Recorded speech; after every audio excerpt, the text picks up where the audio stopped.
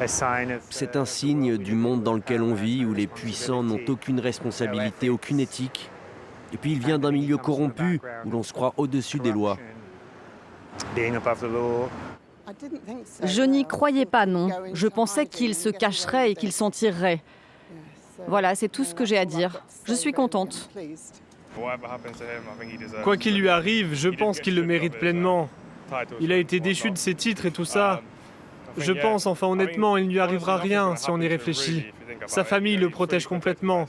Je ne veux pas trop m'étendre sur le sujet, mais j'espère qu'il aura ce qu'il mérite. Voilà, c'est intéressant ce qui est dit. Là, il y a 3 personnes qui réagissent. Sa famille le protège, il ne lui arrivera rien. Et puis cet autre monsieur qui disait en introduction, il vient d'un milieu corrompu qui se croit au-dessus des lois. Adélaïde de Clermont-Tonnerre, je vous repose la question. Est-ce qu'il y a un risque quand même à terme pour la couronne britannique ?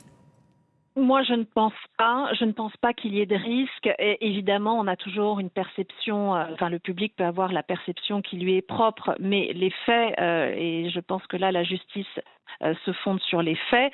Le roi Charles a dit que la justice devait suivre son cours. Clairement, il n'y a rien à reprocher aux autres membres de la famille royale en actuelle dose. Et au contraire, la couronne a très clairement dit que Andrew n'était pas au-dessus des lois et qu'il fallait qu'il puisse être responsable de ses actes et qu'il puisse être interrogé.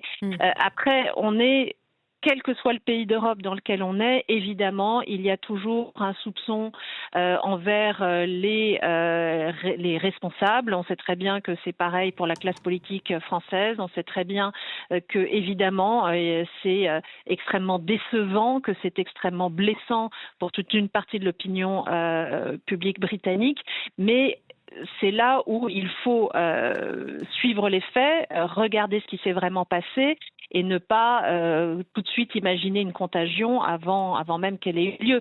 Évidemment, il faut écouter ce que disent les gens, mais là, faudra surtout surveiller les sondages, il faudra surtout surveiller les développements futurs. On ne peut pas simplement se baser sur entre guillemets, des réactions prises sur le vif pour déterminer l'avenir de la monarchie britannique. Merci beaucoup Adélaïde de Clermont-Tonnerre. Merci d'avoir réagi à chaud sur notre antenne. Sachez que si vous nous rejoignez, nous sommes donc en édition spéciale dans ce Paris direct à l'heure britannique, forcément pour vous faire vivre ce coup de tonnerre ce matin, cette interpellation donc d'Andrew Mountbatten Windsor à son domicile, ce dernier domicile qu'il avait rejoint il y a peu, depuis qu'il a été déchu donc de ses titres royaux. Andrew qui est actuellement interrogé par la police britannique. Des perquisitions sont donc toujours en cours au sein de 2 de ses résidences.